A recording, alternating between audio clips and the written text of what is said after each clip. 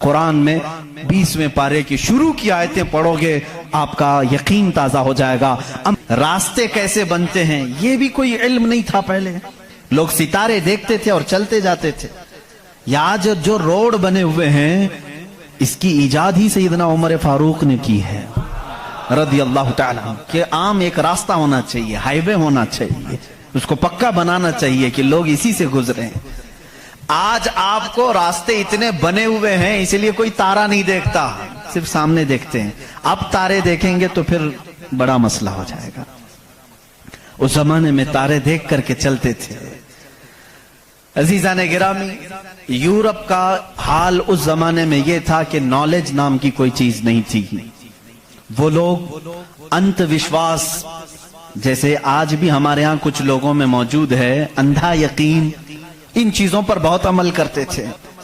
جیسے اپشگن ہو جانا، یہ تمام معاملات میں بہت وہ آگے تھے۔ حتیٰ کہ بیماریوں کو بھی وہ بیماری نہیں سمجھتے تھے۔ جیسے آج یورپ جادو ٹونے پر یقین نہیں رکھتا، ہر چیز کو بیماری کہتا ہے، اس زمانے میں ہر بیماری کو وہ جادو سمجھتے تھے، شیطان سمجھتے تھے۔ بیماری کا ان کو ادراک بھی نہیں تھا۔ اسلام میں جو فقہا پیدا ہوئے، جو اطباء پیدا ہوئے، جو سائنسدان پیدا ہوئے، انہوں نے بیماری کے متعلق بہت سارے تحقیقات پیش کیے۔ صرف یہ بات میں عرض کرنا چاہوں گا کہ قرآن اس زمانے میں نازل ہوا ہے جب علم کا وجود زیادہ نہیں تھا لوگوں کے پاس، اتنا کہ کوئی اکا دکا لکھنا جانتا تھا۔ اور کس پر نازل ہوا یہ بھی آپ کے ذہن میں ہونا چاہیے۔ دو چیزیں دماغ میں رکھیں، اس کے بعد پھر میں قرآن کی آیتیں پڑھتا ہوں۔ ایک ماحول ایسا ہے، سائنس کا وجود نہیں، علم کا وجود نہیں، علم نام کی چیز ہی نہیں تھی لوگوں کے پاس، اور جس پر نازل ہوا وہ ایسا رسول ہے جو کسی کا شاگرد بھی نہیں، کوئی استاد نہیں، محمد الرسول اللہ صلی اللہ تعالی علیہ وسلم۔ ان پر قرآن نازل ہوا، ایسے ماحول میں نازل ہوا جب کوئی علم جاننے والا نہیں تھا، اور جس پر نازل ہوا وہ کسی یونیورسٹی سے پڑھا، کسی کالج سے پڑھا، کسی مدرسے سے پڑھا ہوا رسول نہیں۔ اس رسول کا معلم اور استاد صرف خالق کائنات ہے۔ جبرائیل علیہ السلام کا بھی صرف اتنا کام رہا ہے، جو رب نے حکم دیا اتنا ہی پہنچا دیا۔ بلکہ بہت ساری قرآن کی باتیں ایسی ہیں جو جبرائیل پہنچا تو گئے لیکن اس کا علم انہیں بھی نہیں دیا گیا، انہیں بھی نہیں دیا گیا۔ اب یہ دو باتیں کسی کو بھی چیلنج کر کے بتا دینا، تاریخ کی سچائیاں اس بات کا انکار نہیں کر سکتی۔ اپنے تو اپنے، غیروں نے بھی حضور کی تاریخ لکھی ہے، اور سبوں نے اقرار کیا ہے کہ محمد صلی اللہ علیہ وسلم ایک ایسے پروفٹ ہیں جو پوری زندگی بھر کسی استاد کے پاس گئے نہیں، کسی استاد کے پاس گئے نہیں۔ اور یہ بھی حکمت ہے میرے مولا کی، اسی لیے ہم اس رسول کو النبی الامی کہتے ہیں۔ امی کا مطلب کچھ بیوقوف لوگ آج کے زمانے کے جو بدعقیدہ ہیں وہ ان پڑھ کرتے ہیں، رسول ان پڑھ تھے، معاذ اللہ۔ بیوقوفوں تمہیں معلوم نہیں، امی کا مطلب ہوتا ہے کسی سے پڑھا ہوا نہیں۔ ان پڑھ میں اور کسی سے نہ پڑھا ہوا ہونے میں بہت بڑا فرق ہے۔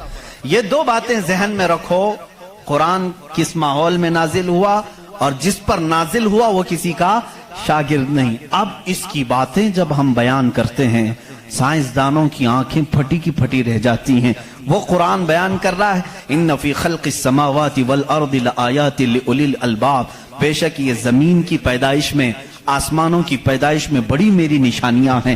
اللہ فرما رہا ہے رات کو ہم زائل کرتے ہیں، اسی سے دن نکالتے ہیں۔ قرآن یہ کہہ رہا ہے وَجَعَلْنَا مِنَ السَّمَاءِ، آسمان سے اللہ تبارک و تعالیٰ نے وَجَعَلْنَا السَّمَاءَ سَقْفًا مَحْفُوظًا، قرآن کہتا ہے ہم نے آسمان کو ایک محفوظ چھت بنایا ہے۔ قرآن یہ کہہ رہا ہے آسمان اور زمین ملے ہوئے تھے، ہم نے دونوں کو پھاڑ کر کے الگ کر دیا اور دونوں کے منہ کھول دیا۔ یہ قرآن اس زمانے میں کہہ رہا ہے۔ علم فلکیات جس کو آسٹرونومی کہتے ہیں، علم ارضیات جس کو جیو فزک کہا جاتا ہے، زمین کے معاملات، آسمان کے معاملات جاننے والا اس زمانے میں کوئی نہیں۔ اس وقت قرآن کہہ رہا ہے آسمان و زمین ملے ہوئے تھے، ہم دونوں کو پھاڑ دیے، ہم نے ان دونوں کو پھاڑ دیا اور دونوں کے منہ کو کھول دیا۔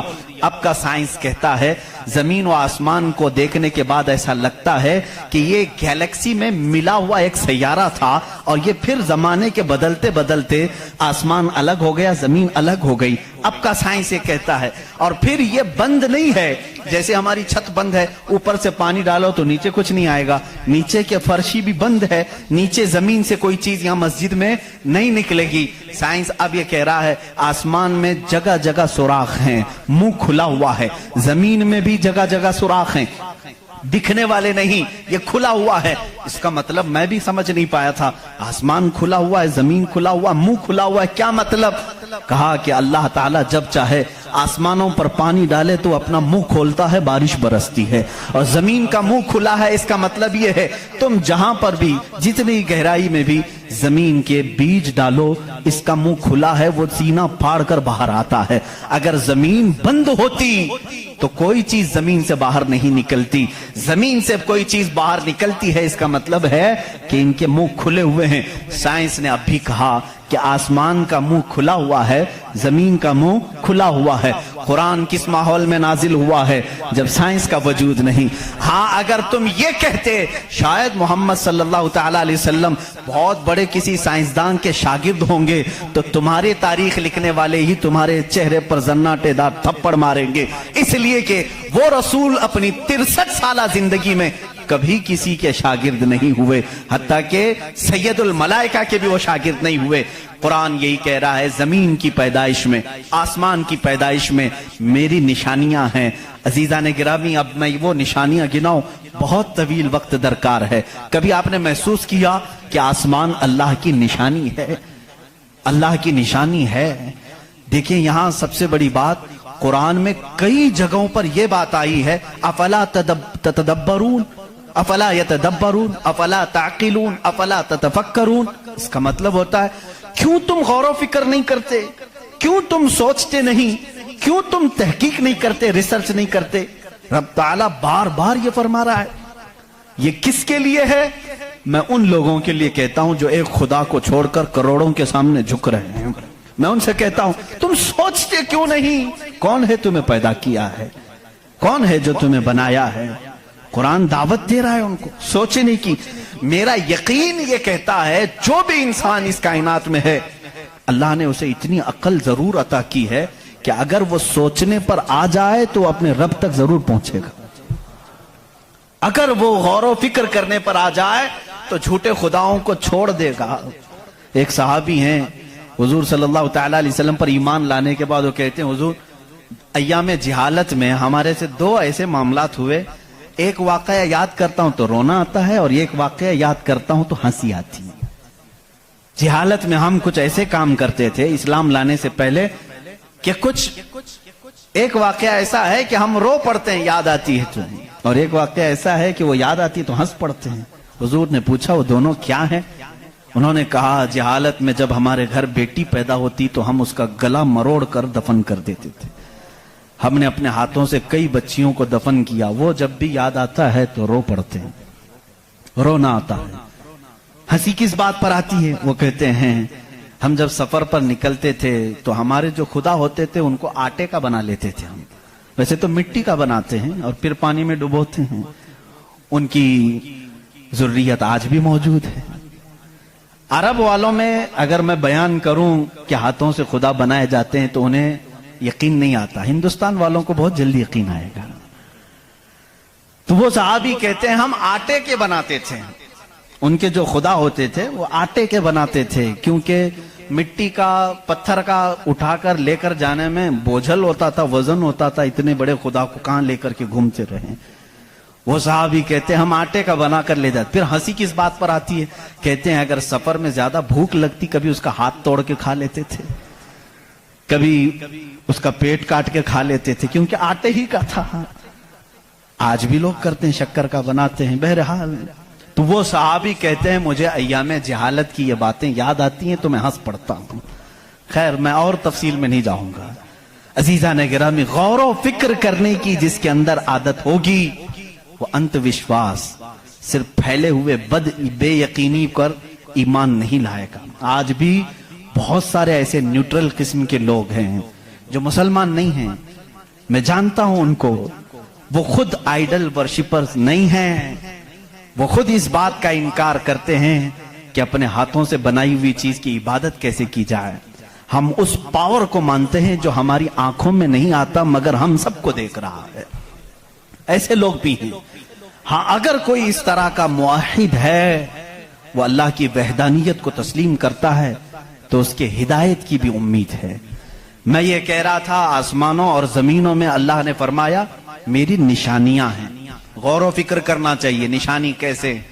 पूरी दुनिया के बहुत तरक्की याफ्ता साइंस से मेरा ये चैलेंज है, मेरी ये बात का ये चैलेंज है, बहुत तुमने तरक्की की, लेकिन एक ऐसी छत बना करके दिखाओ जिसका कोई पिल्लर ना हो, हवा में छत कायम करके दिखाओ, और वो भी इतनी मोटी होनी चाहिए, इतनी मोटी कि जिसके बारे में हुजूर अकरम सल्लल्लाहु अलैहि वसल्लम ने फरमाया कि उसकी मोटाई 500 साल अगर कोई घोड़ा दौड़े तो तय न हो पाए, वो आसमान की मोटाई। मैं उतनी मोटाई की बात नहीं करता हूं, 1 किलोमीटर चौड़ी ही कोई बना करके दिखा दें। साइंस हमारा बहुत तरक्की कर चुका है, नहीं बना सकोगी, लेकिन कायनात की इस पूरी जमीन पर अल्लाह रब्बुल इज्जत ने एक छत हमारे सरों पर रखी है, और सबको मालूम है वो छत कैसी है, बगैर पिल्लर वाली। कहीं उसको सुतून देखा आपने? अल्लाहुल्लज़ी रफ़अस समावाति बिगैरि अमदिन तरौनहा, कुरान कहता है वो अल्लाह ही है जिसने बगैर सुतून के आसमानों को बनाया, और तुम भी उसको देख रहे हो। कुरान चैलेंज कर रहा है, तुम भी उसे देख रहे हो। और हैरत की बात यह है, हमारे पिल्लर वाली छत के बारे में तो यकीन होगा अब ये गिरेगी नहीं, लेकिन अगर ये तड़कने लगे, कहीं से आवाजें आने लगे, हम भाग करके कौन सी छत के नीचे जाते हैं? पिल्लर वाली छत से हमको खौफ लगता है आजकल गिर ना जाए, और पनाह लेने के लिए उस छत के नीचे जाते हैं जिसका कोई पिल्लर ही नहीं। अल्लाह की निशानियां हैं इसमें। अल्लाह रब्बुल इज्जत फरमाता है तुम देख रहे हो इन आसमानों को हमने कैसे कायम किया है। अब इसकी तहकीकात जो एस्ट्रोनॉमी पढ़े हुए हैं वो जानते होंगे, इल्म फलकियात उसको कहते हैं, आसमानों का इल्म। ये भी अभी सबको पूरा हासिल नहीं हो सका। जो हमारी नजरों में नजर आ रहा है ये तो धुआं है, बादल है। आसमान तक पहुंचने के लिए पता नहीं कितना सफर, और इसमें अल्लाह रब्बुल इज्जत ने सितारों के एक ऐसे झुरमुट को रखा है। आसमान कितना चौड़ा है, कितना लंबा है, गेस कर सकते हैं हम? कभी गेस करेंगे आप? मैं सिर्फ एक हिसाब बताता हूं। उस आसमान में अल्लाह ताला फरमाता है कुल्लुन फी फलकिन यस्बहून, सूरज, चांद, जितने भी गैलेक्सी के स्टार्स हैं, तारे हैं, ये सब आसमान में तैर रहे हैं। अल्लाह फरमा रहा है सूरह यासीन की आयत है, ये सब आसमान में तैर रहे हैं, लटक रहे हैं। अच्छा, जिस पर लटक रहे हैं जाहिर सी बात है वो बड़ा होना चाहिए। अब वो कितना बड़ा होगा?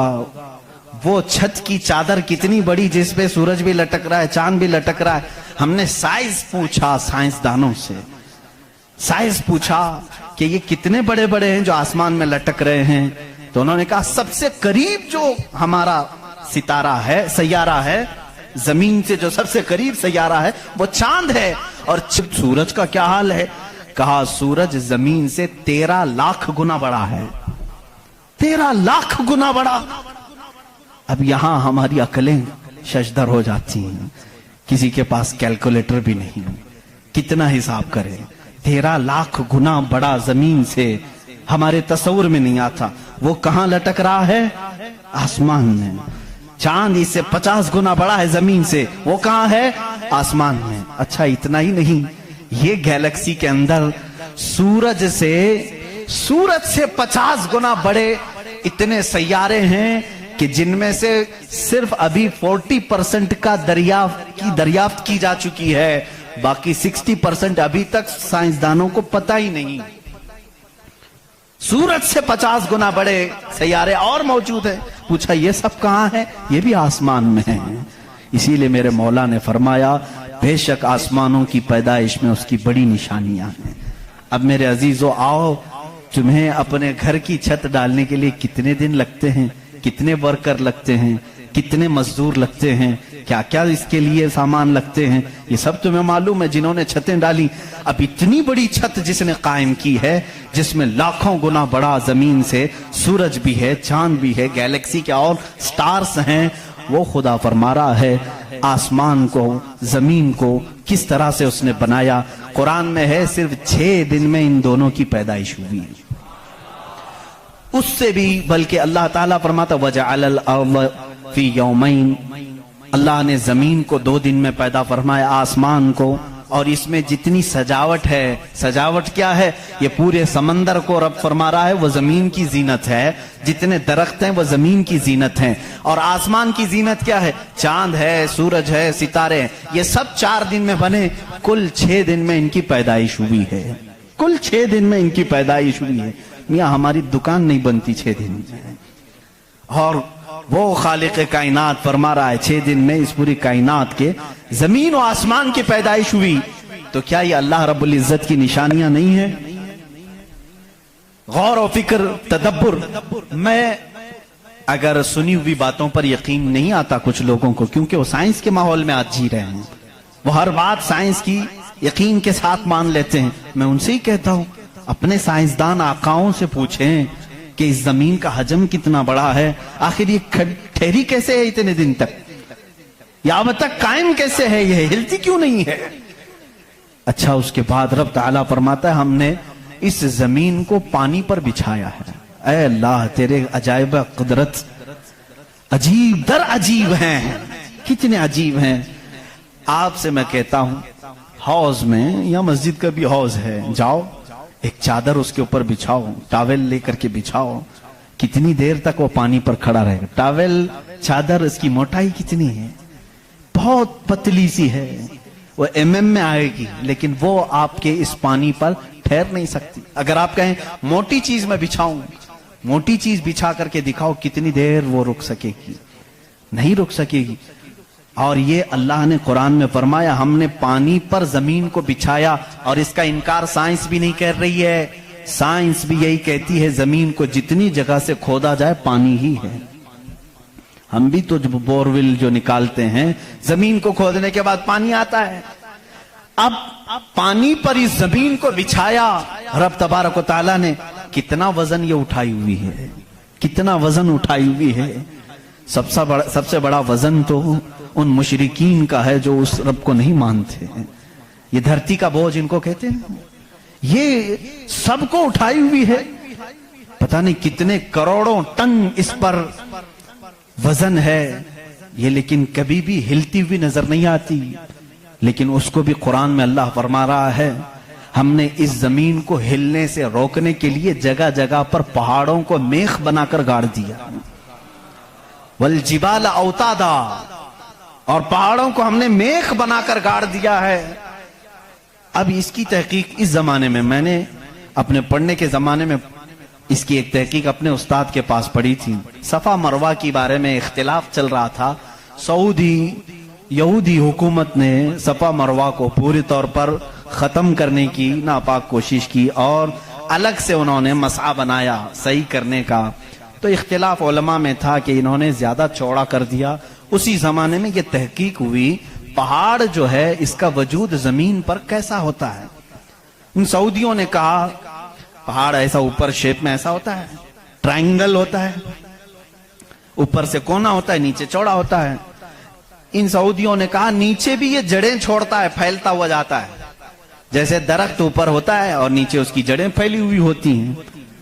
तो इन्होंने कहा नीचे भी वो पहाड़ का हिस्सा है, इसलिए हमने बाजू में भी रास्ता बनाया ताकि सफा मरवा की सही अगर हो रही है तो वो पहाड़ों के बीच में ही हो रही है।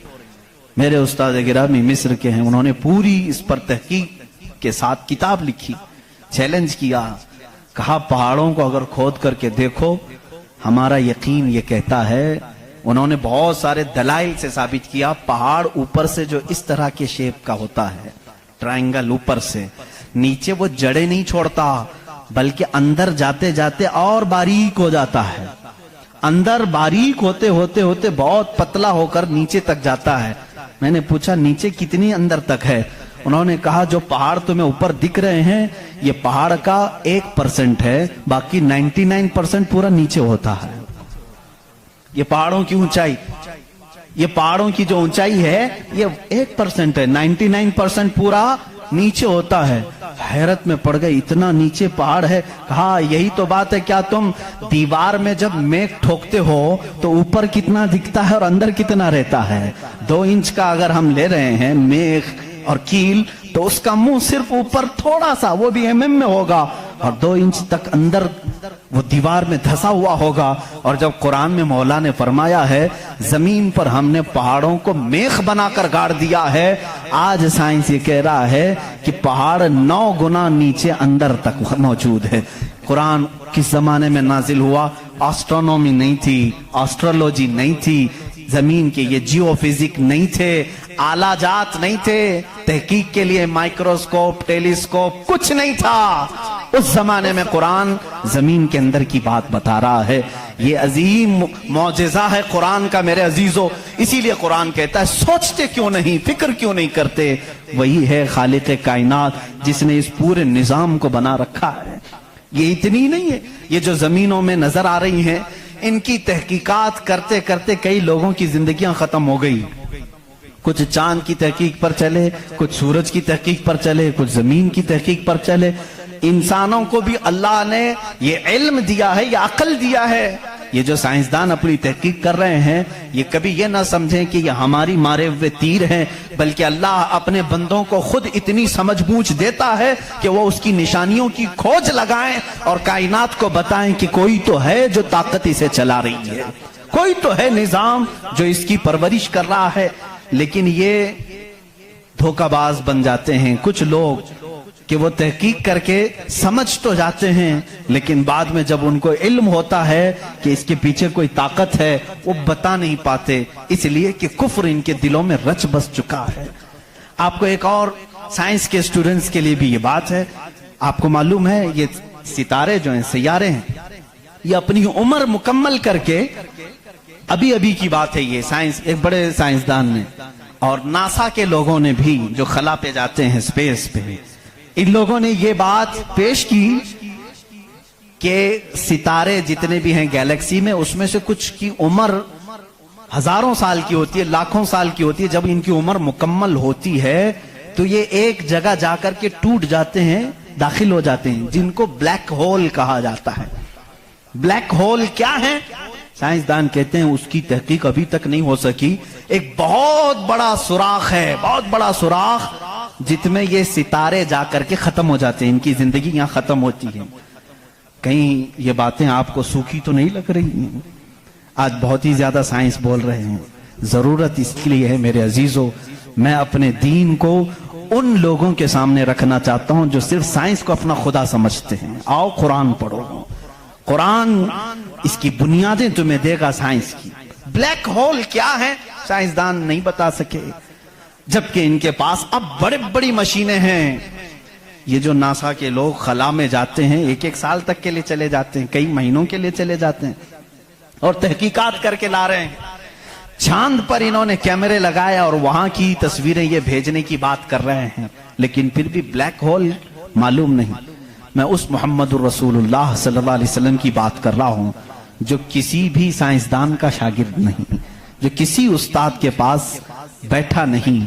उस रसूल पाक की जुबान से कुरान की आयत निकली सूरह वाक़िया की। अल्लाह फरमाता ला उक़सिमु बिमवाक़िअन नुजूम इन्नहु लक़समुन लौ तअलमून अज़ीम। अल्लाह फरमाता कसम है उस जगह की जहां जाके सितारे टूट जाते हैं, बेशक अल्लाह रब्बुल इज्जत की इसमें बड़ी शान है अगर तुम समझ सको। एस्ट्रोनॉमी को कुरान बता रहा है कि ब्लैक होल हैं, मवाक़िउन नुजूम उनको कहा गया है, जहां सितारे जाकर फना होते हैं। अजीजान गिरामी, ये तकलीफ सिर्फ हमारी है कि हमने कुरान अजीम को उस लेवल के एतबार से पढ़ा नहीं। साइंस के लिए जो लोग MBBS कर रहे होंगे या फिर इंजीनियर बन रहे होंगे, उनसे भी मैं ये दावत देता हूं कि कुरान को भी कभी इस एंगल से पढ़ करके देखो, इसकी निशानियां इतनी अजीम है। मैं समझता हूं कि तुम्हें फिर कहीं इधर उधर मुंह मारने की जरूरत नहीं, मारिफत खुदाबंदी इसी से हासिल हो जाएगी। غور و فکر کرو, تمہیں اسی سے اللہ رب العزت کی معرفت حاصل ہو جائے گی, کوئی تو ہے خالق. امام اعظم ابو حنیفہ رحمۃ اللہ تعالی علیہ کے پاس ایک دہریہ, اس زمانے کے بھی جو ایتھیسٹ ہوتے ہیں, ایتھیسٹ سمجھتے ہیں, ایک نیا یہ چلا ہو, نیا نہیں ہے پرانے ہی ہے, نام نیا لگتا ہے, ملحد ہیں یہ, ایتھیزم. بہت سارے لوگ وہ اپنے دین, اپنا ریلیجین کے جگہ پر یہ لکھتے ہیں, آپ دیکھ لینا ان کو, ایتھیزم.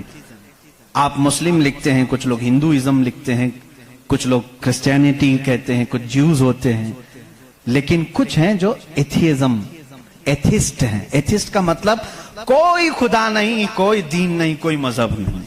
یہ بیچارے آوارہ لوگ ہیں, یہ لاوارث لوگ ہیں جو اس طرح سے کہہ رہے ہیں. اب ان کی بات میں آپ کو بتاؤں, ایتھیزم. اس طرح کا ایک ایتھسٹ امام اعظم ابو حنیفہ کے پاس آیا, اس نے کہا خدا ہے, تم بار بار خدا کی بات کرتے ہو, مجھے تو نہیں لگتا کوئی نہیں ہے, اگر ہے تو دکھتا کیوں نہیں؟ بہت ساری چیزیں ہیں ایسی آپ نے سمجھایا جو دکھتی نہیں لیکن ہے, بہت ساری چیزیں ہیں. اس نے کہا ایسی کوئی چیز نہیں ہے جو ہے اور دکھتی نہیں. آپ نے اس کو ایک تماچا لگایا, ڈھیلا اٹھا کر کے مار دیا. اس نے کہا میں سوال کیا, تم نے مار دیا. کہا کیا ہوا مارا؟ کہا درد ہو رہا ہے. کہاں ہے درد؟ اب ہو رہا ہے, دکھتا نہیں ہے لیکن احساس ہے. بہت ساری چیزیں ایسی ہیں جو دکھتی نہیں ہے لیکن ہے, ان کا وجود ہے. بہرحال آپ نے اس کو جواب کیا دیا؟ کہا سنو, میرے ساتھ آج ایک بڑا عجیب واقعہ پیش آیا. میں سمندر کے کنارے گیا تھا, میں نے دیکھا ایک کشتی کو, اور وہ کشتی کی تعجب خیز بات یہ تھی کہ وہ اکیلے چل رہی ہے, کوئی نہیں چلا رہا. سامان خود سے وہ لاد لیتی ہے اپنے اوپر اور چل پڑتی ہے سیدھے راستے پر. پھر تھوڑی دیر کے بعد ساحل پر آتی ہے اور اپنا سامان خود ہی اتارتی ہے. پھر جیسے ہی وقت ہوتا ہے پھر چل پڑتی ہے. کوئی کشتی بان نہیں, کوئی ملا نہیں, کوئی کیپٹن نہیں اس کے اندر, سواری بھی نہیں, خود سے سب چل رہی ہے. یہ اس دور میں امام اعظم کہہ رہے ہیں جب الیکٹرانک دور نہیں تھا. آج کے لوگ ہو سکتا ہے یقین کر لیں الیکٹرانک کشتی ہوگی, ہو سکتا ہے کوئی اس کو الیکٹرانک مشین چلا رہی ہوگی. ایسا نہیں ہے, اس زمانے میں کوئی اس چیز کی ایجاد نہیں تھی. اس نے کہا کیا پاگل پن کی باتیں کر رہے ہو, کس کو بنا رہے ہو تم؟ کیا ایسی کوئی کشتی ہے جو خود سے سامان بھی اتارتی ہے اور چڑھا بھی لیتی ہے اور چلنے بھی لگ جاتی ہے؟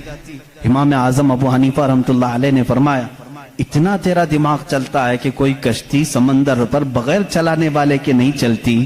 یہ پورے دن اور رات کا نظام اور لوگوں کی موت و حیات کا نظام, زمین سے پودوں کو نکالنے کا نظام, برابر وقت پہ موسم کے آنے کا نظام بغیر کسی کے چلائے کیسے چل سکتا ہے؟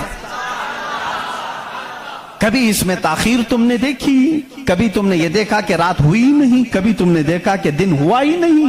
وہ اپنے وقتوں پر ساری چیزیں چلا رہا ہے. عزیزان گرامی, ان تمام چیزوں میں ایک نشانی ہے اس کے وجود کی. اسی لیے اللہ رب العزت نے سورہ اخلاص میں یوں فرمایا قل هو اللہ احد, اے محبوب آپ فرما دے وہ اللہ ایک ہے. اب ایک ہونے کی نشانیاں بھی بہت ہیں, ایک ہونے کی نشانیاں بھی بہت ہیں. ہم بچپن میں پڑھتے تھے, ہمارے پاس ایک ہمارے والد کتاب پڑھاتے تھے, اس میں ایک سوال ایک بوڑھی عورت سے کسی نے کیا تھا کہ بڑی بھی تم نے اللہ کو ایک مانا ہے؟ کہا ہاں بالکل. وہ چرخہ سیلتی تھی, چرخہ جس میں کپڑے سلے جاتے ہیں. مولوی صاحب نے پوچھا کیا دلیل ہے کہ کوئی نظام کو چلا رہا ہے, کوئی ہے خدا؟ اس نے کہا میری مشین یہ سب سے بڑی دلیل ہے میرے لیے. کہا کیسے؟ کہا یہ جو چکر کاٹتی ہے مشین, جب تک میں پاؤں ہلاتی نہیں یہ چرخہ چلتا نہیں. یہ نظام شمسی پورا بغیر کسی کے چلائے کیسے نہیں چلتا؟ کہا اچھا ٹھیک ہے, بڑی عقل مند عورت ہے, مشین کو ہی اللہ کی نشانی سمجھ لیا تو نے. اس عورت سے انہوں نے دوسرا سوال کیا, اچھا چلو ٹھیک ہے کوئی تو ہے چلانے والا, یہ کیوں کہتی ہو کہ وہ ایک ہی ہے؟ کہا چلو ٹھیک ہے اس کی بھی نشانی میری یہ مشین ہے, اس کی نشانی بھی میری یہ مشین ہے. کہا کیسے؟ کہا چلو میں ادھر سے چلاتی ہوں تو ادھر سے چلا, بیٹھ جا میرے سامنے, میں ادھر سے چلاتی ہوں تو ادھر سے چلا, پھر دیکھتے ہیں کپڑے کی حالت کیا ہوتی ہے. کپڑا جو ہے ہو سکتا ہے لیڈیز کی بجائے جینز کا ہو جائے, جینز کی بجائے لیڈیز کا ہو جائے, کچھ کا کچھ بن جائے. کیوں؟ انہوں نے کہا بات تو صحیح ہے. اس بوڑھی عورت نے کہا میں نے اپنے چرخے سے ہی یہ دین سیکھا کہ اگر کائنات میں ایک کے بجائے دوسرا ہوتا تو جھگڑے ہو جاتے. ایک خدا کہتا میں بارش برساؤں گا, دوسرا کہتا نہیں میں دھوپ ڈالوں گا, تیسرا کہتا نہیں میں ٹھنڈی لاؤں گا. ان کے جھگڑوں میں پھر کائنات کا نظام درہم برہم ہو جاتا. لیکن نظام برابر برابر چل رہا ہے. اس بات کی دلالت ہے کہ چلانے والے دو نہیں ایک ہی ہیں. تو نہیں ہے, ایک ہی ہے. اگر دو ہوتے, اسی کو اللہ نے قرآن میں فرمایا لو کان فیہما آلہۃ الا اللہ لفسدتا. اگر زمین و آسمان میں دو خدا ہوتے اللہ کے علاوہ, رب فرما رہا ہے ضرور اس میں فساد ہو جاتا, ضرور فساد ہو جاتا. اس لیے کہ ایک جو عقل سے ہمارے درمیان ہم نے دیکھا ہے جو چلا سکتا ہے, وہ دو لوگ نہیں چلاتے. دو لوگوں کی ذہنیت الگ ہو جاتی. اب اس کو فلسفے میں آئیں گے, جس کو فلسفی کہتے ہیں. یہ بھی ایک علم ہے. فلسفی لوگوں کے دماغ کے اعتبار سے بھی ہم نے اس کو ثابت کیا. اگر دو ہیں, پہلی بات آپ کے دماغ میں یہ ہونا چاہیے کہ خدا وہ ہے جو کسی کا محتاج نہیں. اتنی بات تسلیم کرتے ہو, جو کسی کا محتاج نہیں. جب یہ فارمولہ تمہارے دماغ میں ہے تو آپ دو کو لے کر کے آؤ. دو کو لاؤ گے تو دونوں کا دماغ ایک ساتھ نہیں چلے گا, یا تو پھر مشورے سے چلیں گے. مشورہ کرے گا تو ایک دوسرے کا محتاج ہوگا, اور جو محتاج ہوگا وہ خدا نہیں ہوگا. مثال کے طور پر دونوں بیٹھے ہیں, چلو آج میٹنگ کرتے ہیں, کل بارش کریں گے. تو ظاہر سی بات ہے ایک نے دوسرے کو پوچھا تو پہلا والا دوسرے کا محتاج ہوا کہ نہیں. اب خدا کے بارے میں ہمارا تصور یہ ہے وہ اپنے کاموں میں کسی کی شراکت نہیں چاہتا, کوئی شریک نہیں ہے اس کا. اب اگر شریک ہو گیا تو اس کی فضیلت کہاں ہے؟ ایک ہونے میں جو فضیلت ہے وہ دو میں ہے نہیں. ایک ہونے میں جو فضیلت ہے وہ دو میں ہے نہیں. اسی لیے ہم لاکھوں کروڑوں کے سامنے سر جھکانے والوں سے کہتے ہیں مان لو ایک ہی کو تسلیم کرو. اس لیے کہ جتنے ادیان ہیں دنیا میں تقریباً سب کے ہاں ایک تصور ہے خدا کا تصور. ایتھیزم کو چھوڑ کر کے میں باقی سب کی بات کروں, ہندوؤں کے نظریات میں بھی خدا کا تصور ہے, کوئی تو ہے, ایک بھگوان کے کچھ بھی نام لیں. عیسائیوں کے مذہب میں یہی ہمارے رب ذوالجلال کا تصور ہے, خدا کا وہ بھی یقین کرتے ہیں. یہودی بھی خدا کو مانتے ہیں, سکھوں کے ہاں بھی ہے. تقریباً دنیا میں جو بھی ریلیجیس ہے, کسی مذہب کو مانتا ہے, ان سب مذہبوں میں خدا کا تصور ہے. لیکن اب یہ جھگڑا ہے کہ ماننے میں کون خدا ہے کون نہیں ہے. یہاں تک تو سب متفق ہیں, ہے کوئی تو ہے, لیکن یہاں آ کر کے چوک جاتے ہیں کہ کس کو ماننا چاہیے کس کو نہیں. اس لیے میرے عزیزو, اسلام نے وہ نشانیاں رب ذوالجلال کے واحد ہونے کی اور اس کے طاقتور ہونے کی رکھی ہیں جس کو آج تک دنیا انکار نہیں کر سکی, اور قرآن کے اس معجزے کو آج تک کوئی چیلنج نہیں کر سکا. میں سائنسدانوں سے بھی کہتا ہوں, آپ کو ایک بات یہ بھی میں بتا دوں, ابھی 18ویں صدی کی بات ہے. 18ویں صدی میں امریکہ کا سفر کرنے والے ایک سائنسدان نے ایک نئی چیز کا انکشاف کیا. اٹلانٹک اوشین میں یا سمندر کے ایک حصے میں ایک ایسی جگہ ہے جو بالکل ہی ڈارک ہے, ڈارک سپیس اس کو کہتے ہیں. یعنی وہاں روشنی بالکل نہیں, سورج کی ایک کرن بھی وہاں نہیں آتی, اتنا وہاں پر اتنی وہاں تاریکی ہے. یہ کب؟ 18ویں صدی میں, یعنی آج سے 200 سال پہلے کی بات ہے. اس نے انکشاف کیا, دنیا کو بتایا میں نے ایک ایسی جگہ دیکھی, بہت ہی ڈارک ہے, بہت اندھیرا ہے. وہ جب واپس آیا تو علماء ربانیین نے سورہ نور کی قرآنی آیتیں پڑھی. اللہ فرماتا ہے کہ اذا اخرج یدہ لم یکد یراہ ومن لم یجعل اللہ لہ نورا فما لہ من نور. اللہ فرماتا ہے ہم نے کائنات میں ایک ایسی جگہ رکھی ہے کہ اس پہ اندھیریوں پر اندھیریاں ہیں, اگر تم ہاتھ بھی نکالو گے تو ہاتھ بھی نظر نہیں آئے گا, ہاتھ بھی نظر نہیں آئے گا. یہ کہاں کا؟ یہ علم البحر جس کو کہتے ہیں, سمندروں کا علم رکھنے والا جو پوری زندگی سمندروں کی کھوج میں لگا دیا, وہ لا کر کے بتایا. اس نے سوچا میں بہت بڑا تیر مارا ہوں, لیکن جب بتایا قرآن پڑھنے والوں نے کہ یہ تو قرآن میں ہے, اللہ فرما رہا ہے ایک ڈارک سپیس ہے کائنات میں جہاں تم ہاتھ بھی نکالو گے تو نہیں نظر آئے گا, اتنا ڈارک ہے. وہ سٹ پٹا گیا, پریشان ہوا. میں اس کی تحقیق کروں گا. یہ قرآن میں آئی کیسے بات؟ سب سے پہلا دنیا کا میں انکشاف کرنے والا ہوں, میں اس کو سب کو بتانے والا پہلا فرسٹ آدمی میں ہوں. یہ پہلے سے کہاں سے آ گئی قرآن؟ پھر وہی دو باتیں میں بتاتا ہوں میرے عزیزو. اس کو بھی یہی جھٹکا لگا کہ یہ قرآن اس زمانے میں نازل ہوا جب سائنس کا وجود نہیں تھا, اور اس پر نازل ہوا جس کو دنیا میں کسی نے سکھایا نہیں تھا. بعد میں پھر اس نے یہ سوچا شاید ہو سکتا ہے پروفیٹ محمد صلی اللہ علیہ وسلم سمندروں کا سفر بہت کرتے ہوں گے, ان کے سمندروں کے سفر میں شاید کبھی یہ جگہ آ گئی ہوگی, اس لیے انہوں نے اپنے من سے قرآن میں یہ لکھ دیا ہوگا. اس نے یہ نتیجہ نکالا. لیکن دوسرے ہی دن اسے پھر بڑا جھٹکا یہ لگا کہ جب سیرت مصطفیٰ پڑھا اس نے, اللہ اکبر, حضور کی 63 سالہ زندگی میں آپ نے ایک مرتبہ بھی سمندر کا سفر کیا ہی نہیں. یہ بہت بڑا جھٹکا لگا کہ وہ محمد صلی اللہ علیہ وسلم کبھی پوری زندگی میں سمندر کا سفر کیے ہی نہیں. میرے عزیزو, اس بات میں غلط فہمی میں نہ آنا کہ وہ سمندروں کو نہیں جانتے تھے. وہ معراج کا سفر کرنے والا رسول سمندروں کو ضرور جانتا ہے, لیکن یہ حکمت الہی تھی کہ کبھی سمندر کے سفر کرنے کا اتفاق نہیں ہوا.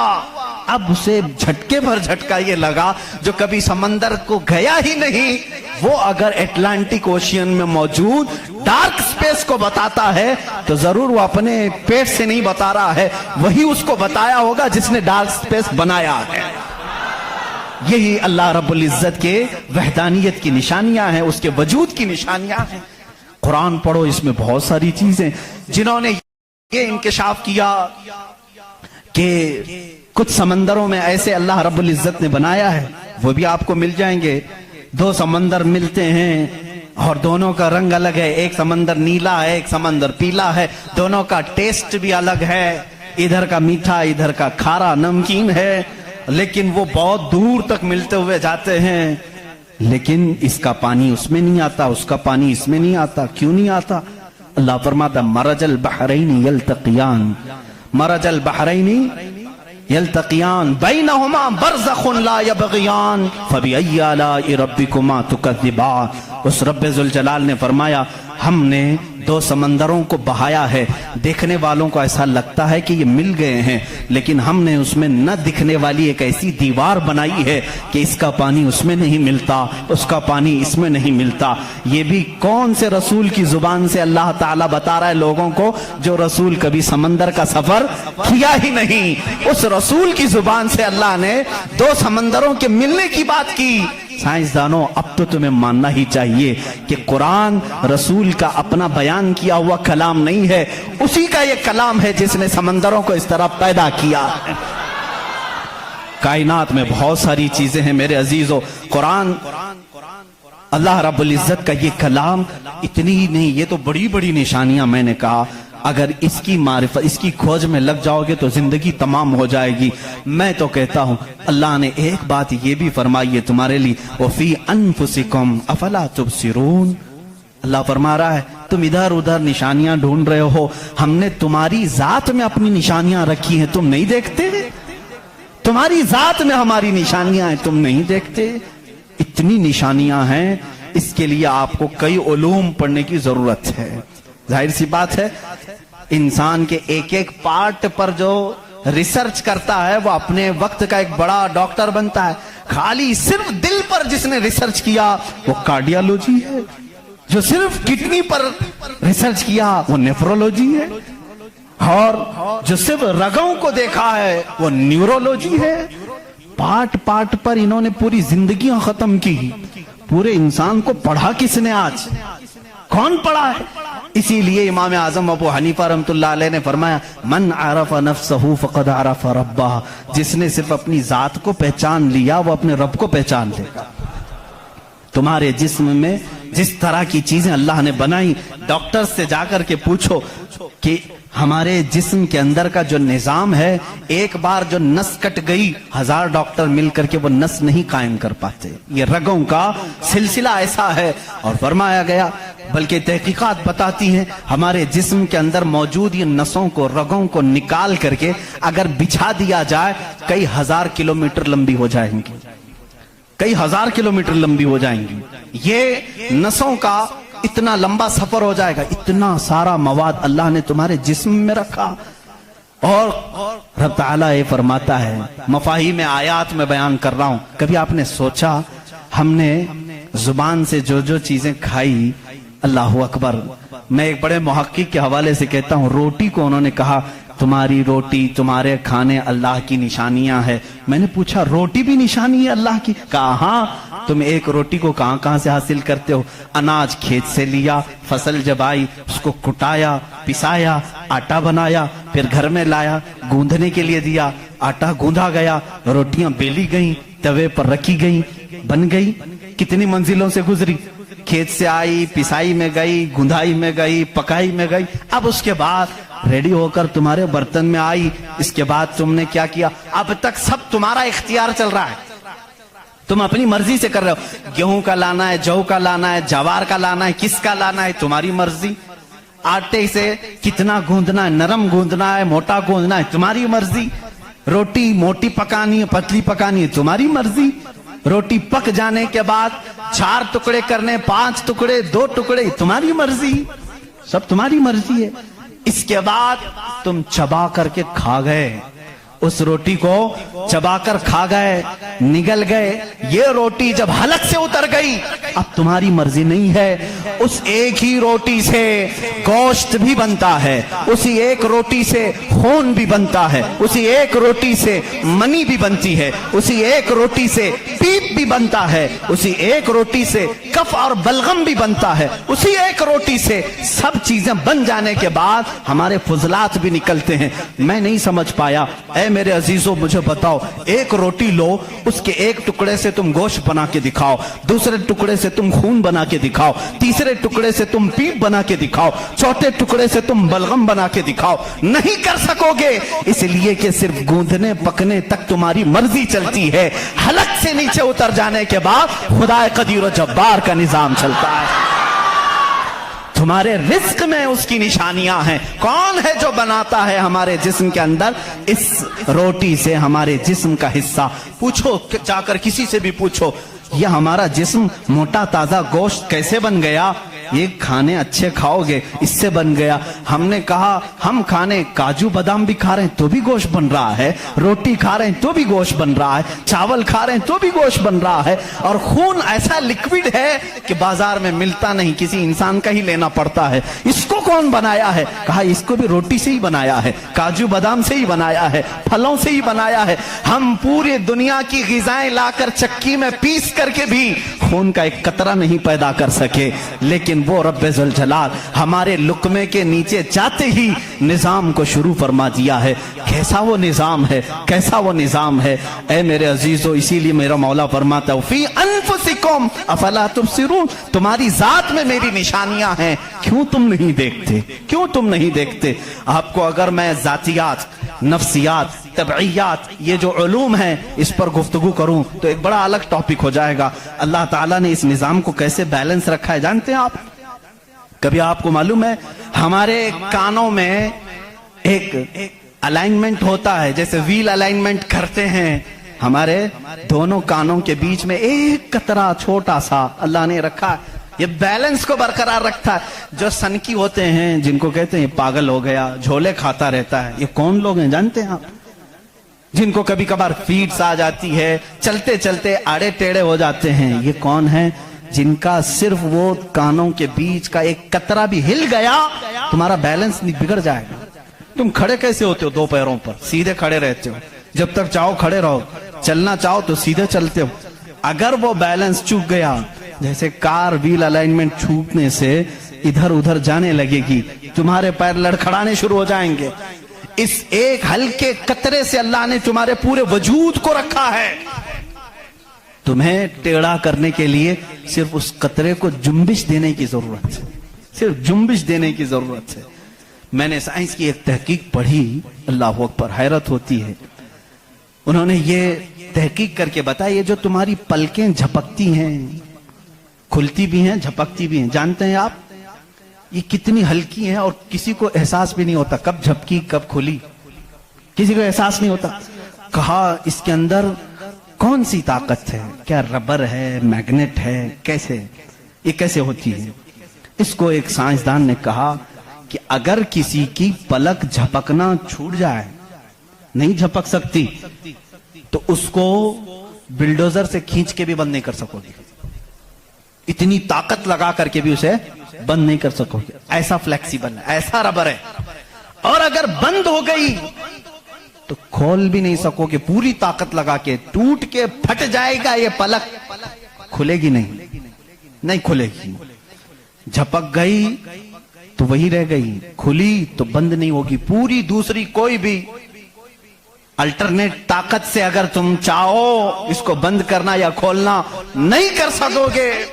انہوں نے کہا بس ہمارے ان پلکوں میں اللہ تعالیٰ نے ایک ہلکا سا ربر رکھا ہے جو فلیکسیبل ہے اور بغیر تمہارے چاہے بھی یہ ہلتی ہے، بند ہوتی ہے۔ اور کہا کہ اگر ان پلکوں میں یہ جھپکنے اور کھلنے کا مادہ یہ ختم ہو جائے، یہ ربر، یہ فلیکسیبلٹی ختم ہو جائے، تو وہ انسان پاگل ہو سکتا ہے، بلکہ آنکھ نہ بند ہونے کی وجہ سے وہ مر بھی سکتا ہے۔ وَفِي أَنفُسِكُمْ أَفَلَا تُبْصِرُونَ۔ ہم ان تمام نعمتوں کو سمجھ نہیں پاتے، بلکہ ایک دن میں ہزاروں بار جھپکتے ہیں، کھولتے ہیں، احساس نہیں ہے اس نعمت کا۔ اگر یہ بند ہونا ختم ہو جائے یا بند ہو گئی، کھل نہ سکے، تو کیا کر لے جاؤ گے؟ کچھ نہیں کر سکو گے۔ بلکہ میرے عزیزو، تمہارے جسم پر موجود یہ رونگٹے، یہ بال بھی اللہ کی علامت ہیں، نشانیاں ہیں۔ جانتے ہو بال سب ایک ہی طرح کے ہیں، لیکن ابھی 2 ہی دن قبل میں پڑھ رہا تھا، ذہن کیا ہے جاتا نہیں ان چیزوں کی طرف، چونکہ معمول پہ چل رہے ہوتے ہیں۔ ایک صاحب نے مجھ سے سوال کیا کہ حضرت بال جو ہے ہماری آنکھوں پہ بھی ہیں، پلکوں میں، اور اوپر بھووں پہ، آئی برو بھی ہیں، اور بال سر پہ بھی ہیں اور دیگر جگہوں پر ہیں۔ سر کے بال اور دیگر جگہوں کے بال بڑھتے ہیں، یہ بال بڑھتے کیوں نہیں؟ بال سیم ہے، بال سیم ہے، یہ بڑھتے نہیں، اور یہ بڑھتے ہی رہتے ہیں، ان کو جتنا کاٹو بڑھتے ہی رہتے ہیں۔ ایسا کیا ہے؟ اللہ اکبر۔ اس دن مجھے حیرت ہوئی، میں نے کبھی اس چیز پر توجہ نہیں کی، کبھی نہیں سوچا۔ ہو سکتا ہے آپ کا ذہن نہ گیا ہو۔ پڑھنے پر ایک محقق نے یہ بھی لکھا ہے، دیکھنے میں یہ سارے بال ایک طرح سے ہیں، ان بالوں میں ساری چیزیں ایک ہی طرح کی ہیں، دیکھنے میں یہ کالے ہیں تو وہ بھی کالے ہیں، قوت بھی ان کی سیم ہے، لیکن اللہ رب العزت نے ان بالوں میں بڑھنے کا خون رکھا ہے، ان بالوں میں بڑھنے والا خون آتا تک نہیں ہے، آتا تک نہیں۔ عزیزان گرامی، اس کی یہ نشانیاں ہیں بہت ساری، اس کی تحقیقات پھر کسی موقع پر میں عرض کروں۔ اور پیٹ کے اندر موجود چیزیں جو اپنا نظام خود بخود چلا رہی ہیں، نہیں چلا سکو گے، نہیں چلا سکو گے۔ دل جتنی مرتبہ یہ دھڑکتا ہے، اس کے اندر جو پریشر ہے، کہا گیا ہے یہ جو خون کو دبا کر کے جسم میں پھیلاتا ہے، اس کے متعلق سائنس یہ کہتا ہے اتنا پریشر ہے کہ دنیا میں کسی فوارے پہ، کسی فاؤنٹین میں اتنا پریشر نہیں ہوگا جتنا دل میں پریشر ہے، اور یہ اتنی تیزی سے ایک بار پمپ کرتا ہے کہ خون پورے جسم میں ناخن تک آ جاتا ہے۔ ایک بار کے پمپ پر ایک بار اس طرح دل نے دبایا خون کو بار، تو خون ناخن تک پہنچتا ہے، اتنا پریشر اس کے اندر ہے۔ امریکہ کی ایک لیبارٹری میں ایک پاکستانی عالم دین گئے تھے، کارڈیالوجی تھے وہ ڈاکٹر، وہ ایک عالم کو لے کر کے گئے، اور کارڈیالوجی نہیں، ریڈیالوجی بھی غالباً کچھ ہے، جس میں آوازیں سننے کا آلہ ہوتا ہے، ایک مشین ہوتی ہے جسم کے اندر حرکت کرنے والی ہر آواز کو اس میں سنا جا سکتا ہے۔ پلک آپ جھپکتے ہیں، آپ سانس لیتے ہیں تو اس کی آواز کیسی ہوتی ہے۔ تو انہوں نے کہا آج چلیے لیبارٹری میں آپ کو بتاتا ہوں کہ دل کی آواز، ہم تو یہاں ہاتھ رکھتے ہیں تو دھک دھک دھک کی آواز آتی۔ تو انہوں نے کہا ہم آپ کو اس سے سناتے ہیں، ایئر فون لگائے گئے، بڑی بڑی مشینیں تھی، ہلکی سی بھی وہاں پر ہوا بھی آتی تو اس کی زور آواز آتی ہے۔ وہ ایک لیب ہے، یہ عالم دین کہتے ہیں میں نے سنا دل کی آواز، میں نے پوچھا اس ڈاکٹر سے کہ آپ کے ہاں ہر آواز کا نام لکھا گیا ہے. دل جو آواز کرتا ہے اس کا کیا نام ہے آپ کے یہاں؟ کہتے ہیں دل جو ہے لپ لپ لپ لپ یہ آواز کرتا ہے. سائنس میں یہ لکھا گیا ہے. وہ مسکرا ہے, کہا تھوڑی سی خطا ہو گئی, بلکہ دل کہتا ہے رب رب رب رب. ہر انسان کا دل جو دھڑکنے کی آواز آتی ہے مشینوں سے انہوں نے خود سنا. ہاں ہو سکتا ہے کچھ توتلے لوگ ہوتے ہیں را کو لا کہہ جاتے ہیں, ہو سکتا ہے تمہیں لپ لپ لپ سنائی دیا ہو, مگر میرا ایمان یہ کہتا ہے ہر دل رب رب رب ہی کہتا ہے. جو اس کو دھڑکن دیا ہے اگر وہ دل اسے یاد نہ کرے.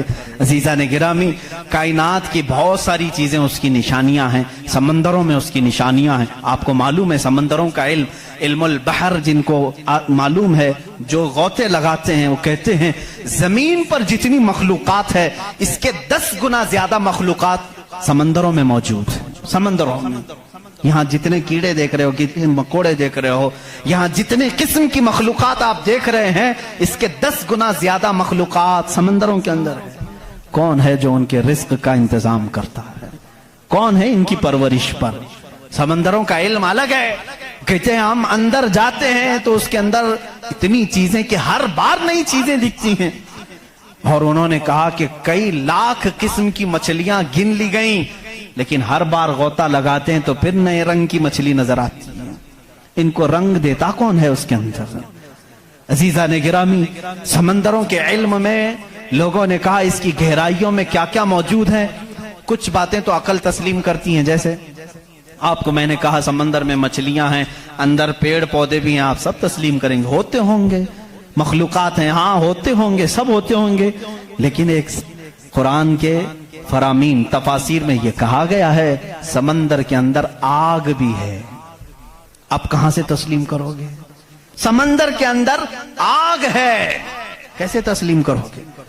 ظاہر سی بات ہے تم انکار کرو گے. پانی اور آگ ہو ہی نہیں سکتا, اور وہ بھی پانی ہلکا پھلکا پانی نہیں, سمندر کا جوشیلا پانی. اور یہاں پر اسلام میں یہ باتیں کہی گئی ہیں کہ سمندر کے اندر آگ ہے. لیکن یہ دنیا کو اس وقت نظر آ گیا جب سونامی آئی تھی. انڈونیشیا میں جو ساحل پر سونامی کی لہریں جنہوں نے دیکھی, جس کی رفتار 2000 کلومیٹر پر آر تھی, 2000 کلومیٹر پر آر کی رفتار سے وہ پانی چل رہا تھا, اور اس کی ہائٹ جو موجوں کی وہ 200 فٹ اونچی تھی. 200 فٹ اونچی لہریں 1000 کلومیٹر پر آر کی رفتار سے جب جا رہی تھی تو مشاہدہ کرنے والوں نے یہ کہا جب وہ لہریں چلتی تھی تو پیچھے آگ کے شعلے نکلتے تھے. سمندر میں آگ کے شعلے نکلتے تھے. آج سائنس اس بات کو تسلیم کر چکا ہے سمندر میں کئی ایسے پہاڑ ہیں جو آتش فشاں ہیں, جن کو وولکینو کہا جاتا ہے. آگ اگلنے والے پہاڑ ہیں, آگ اگلنے والے پہاڑ ہیں. وہ کئی مہینوں میں اور سالوں میں اپنے اندر موجود آگ کو باہر اگلتے ہیں تو سمندر میں طغیانی آ جاتی ہے, سمندر کے اندر موجوں کی بھنور آ جاتی ہے. یہ تمام چیزیں آج سائنس کہہ رہا ہے, میرا مولا قرآن میں اس چیز کو بیان فرما رہا ہے. جبکہ پھر میں آپ کو بتا رہا ہوں قرآن اس ماحول میں اترا جب سائنس نہیں تھا, اور اس رسول پر اترا جو سمندروں کا سفر نہیں کیا تھا. اللہ تبارک و تعالیٰ نے پہاڑوں کے علم کے متعلق قرآن میں بیان فرمایا, ستاروں کے علم کے متعلق, سمندروں کے علم کے متعلق, زمین کا یہ جیو فزک ہو, آسٹرونومی ہو, ستاروں کا آسٹرولوجی ہو, علم الفلکیات ہو, اس کے بعد نباتات, یہ پیڑ پودوں کے علم کے لیے بھی قرآن موجود ہے. اللہ رب العزت ان کے متعلق بھی فرما رہا ہے, ان کے جوڑ بنائے گئے. آج دنیا یہ کہہ رہی ہے کہ ایک پیڑ کو دوسرے پیڑ سے لگاتے ہیں تو پھل اچھے آتے ہیں, پھل اچھے آتے ہیں. یہ حدیث پاک میں ملتا ہے. مدینہ طیبہ میں کلمی کرتے تھے صحابہ اس وقت کھجوروں کی. عزیزان گرامی, پیڑ پودوں کی جب تحقیقات ہوتی ہیں تو اب اس پر بھی سائنس حیران ہے کہ ہم نے پھولوں کو دیکھا, یہ پھول جب کھلتے ہیں تو اس میں اچانک آ کر کے پینٹ کون کر جاتا ہے, یہ رنگ کون ڈالتا ہے. ہم نے درختوں کو ہرا ہی دیکھا ہے, ہرے ہی ہوتے ہیں, لیکن جب پھول نکلتے ہیں تو یہ رنگ آتا کہاں سے ہے؟ اس کی تحقیق کرتے کرتے ڈالیوں کو لوگوں نے چیر دیا، پتوں کو پھاڑ دیا، لیکن پھول کا رنگ پورے درخت میں کہیں نہیں پایا، کہیں نہیں پایا۔ ان پودوں کو اور ان پھولوں کو کون رنگ دیتا ہے؟ بلکہ حد تو یہ ہے میرے عزیزو، اس کی سب سے بڑی چیز یہ نشانیوں میں سے یہ بھی ہے کہ پیڑ پودوں کو تم لہلہاتے ہوئے آج دیکھتے ہو، ان کی پیدائش پر کیا تم نے غور و فکر نہیں کیا؟ یہ کیسے پیدا ہوتے ہیں، کیسے نکلتے ہیں؟ اللہ اکبر! ان کو تم نے زمین کے اندر بو دیا تھا، مٹی ڈال دی تھی اور اس پر پانی ڈال کر برابر کر دیا تھا، لیول کر دیا تھا، اور اچانک دوسرے دن تیسرے دن جا کر دیکھتے ہو وہ زمین کا سینہ چیر کر باہر آیا ہوا ہے۔ اتنا ہی نہیں، وہ چھوٹا سا کومپل نکلا ہوا پودا باہر آتا ہے، اب وہ کتنی چیزوں کو فیس کرتا ہے، ہواؤں کا بھی مقابلہ کر رہا ہے، طوفان بھی آ رہے ہیں، لیکن وہ پودا وہیں لگا ہی لگا ہے۔ چھوٹے پودے کو بڑی سے بڑے طوفان ہلا کے نہیں کر سکے۔ کون ہے وہ ہلکے پودے کی حفاظت کر رہا ہے؟ بڑی بڑی ہواؤں سے وہ بڑی بڑی طاقتوں کو اڑا لے جانے والی ہوائیں آتی ہیں، لیکن ہلکے پودے کی حفاظت ہو رہی ہوتی ہے۔ وہ فصلیں لانے تک کون ہے ان کی حفاظت کرتا ہے؟ قرآن میں 20ویں پارے کی شروع کی آیتیں پڑھو گے آپ کا یقین تازہ ہو جائے گا۔ امن خلق السماوات والارض وانزل لكم من السماء ماء فانبتنا به حدائق ذات بهجا ما لكم ان تنبتوا شجرها اإله مع الله، کیا اللہ کے سوا کوئی ہے؟ اللہ فرماتا کون ہے جس نے زمین کو تمہارے لیے قرار بنایا؟ کون ہے جو زمین کو پھاڑ کر کے اس میں نہریں بنایا؟ کون ہے جو تمہارے لیے آسمانوں کو چھت بنایا؟ کون ہے جو اس میں سے تمہیں رنگ برنگے پودے نکالتا ہے؟ کیا اللہ کے سوا کوئی ہے؟ اِلَٰهٌ مَّعَ اللَّهِ۔ اس طرح کی 5 آیتیں جس میں سوال ہے اِلَٰهٌ مَّعَ اللَّهِ، کیا اللہ کے سوا کوئی ہے؟ اب میرے عزیزو، میں نے آسمانوں کی بات کی، زمینوں کی بات کی، گیلیکسی کی بات کی، پیڑ پودوں کی بات کی، سمندروں کی بات کی، بلکہ میں نے تمہارے ذات کی بھی بات کی۔ تمہارے جسم میں موجود ہر عضو، ہر پارٹ اللہ کی نشانی ہے، اللہ کی نشانی ہے۔ تم میں سے کوئی بھی ایک عضو دوسرا ڈپلیکیٹ بنا نہیں سکتا، بنے گا تو صاف نظر بھی آئے گا۔ آنکھ چاہے تو بکرے کی لگا لو لیکن دکھائی کچھ بھی نہیں دے گا۔ اس آنکھ کے اندر جو چیز موجود ہے وہ دوسرا اس کی کاپی کر نہیں سکتا۔ روبوٹ تو بہت بنا لیے لیکن جینے والا، فیلنگ رکھنے والا انسان دوسرا تخلیق نہیں کیا جا سکا، بلکہ وہ قرآن میں اللہ چیلنج کر رہا ہے۔